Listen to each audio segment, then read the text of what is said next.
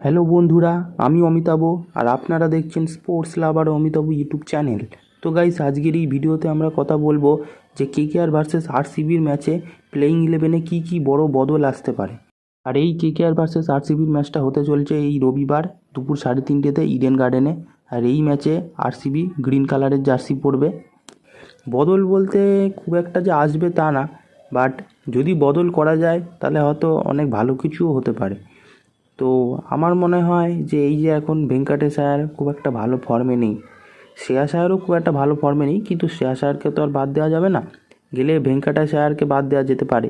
তো ভেঙ্কাটেশ আয়ারের জায়গায় যদি মনীষ পাণ্ডেকে রাখা হয় তাহলে কিন্তু একটা ভালো অপশান হতে পারে।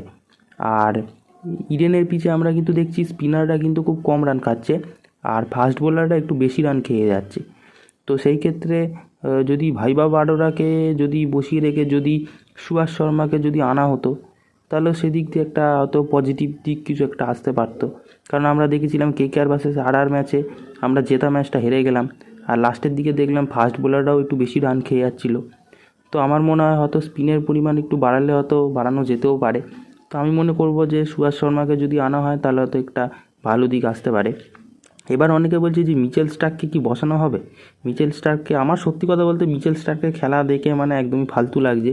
কারণ ওনার মতো একজন এক্সপিরিয়েন্স এবং কোয়ালিটি বোলার যে কীভাবে যে এরকম রান খাচ্ছে, কোথায় ভেবেছিলাম ডেথ ওভারগুলোতে উনি দায়িত্ব নেবেন। উনি তো এমনকি ভেবেছিলাম নতুন বলেও উনি ভালো বোলিং করবেন। উনি নতুন বলেও প্রথম ওভারে 11-12 খেয়ে যাচ্ছে, ডেথ ওভারও 26-27 খেয়ে যাচ্ছে।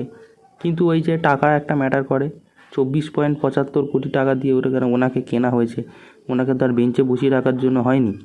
তাই যতই বিদেশি এক্সট্রা বোলার থাকুক বা ভারতীয় এক্সট্রা বোলার থাকুক, আমার মনে হয় না টিম ম্যানেজমেন্ট এই 24 কোটির প্লেয়ারকে বেঞ্চে বসিয়ে রেখে অন্য প্লেয়ারদেরকে খেলাবে। তো সেরকম কিছু বদল কিছু আসবে না। আর আরসিবির তরফ থেকে যে খবরটা পাওয়া গেল সেটা হচ্ছে গ্লেন ম্যাক্সওয়েলের ইনজুরি, যার কারণে এই কেকেআর ভার্সেস আরসিবির ম্যাচে গ্লেন ম্যাক্সওয়েলকে আমরা নাও দেখতে পারি। তবে এই ভিডিওতে যে আমি চেঞ্জিংয়ের বিষয়গুলো বললাম সেইগুলো না হওয়াটাই স্বাভাবিক, কারণ গম্ভীর হয়তো আনচেঞ্জ প্লেইং ইলেভেনই রাখবেন। তো এইগুলো কতটা হবে নাই হতে পারে। তো ভিডিওটা যদি ভালো লাগে অবশ্যই লাইক করো, শেয়ার করো, আর এরকম football cricket related updated information পেতে চ্যানেলটাকে সাবস্ক্রাইব করে অল করে রাখো বেল আইকন।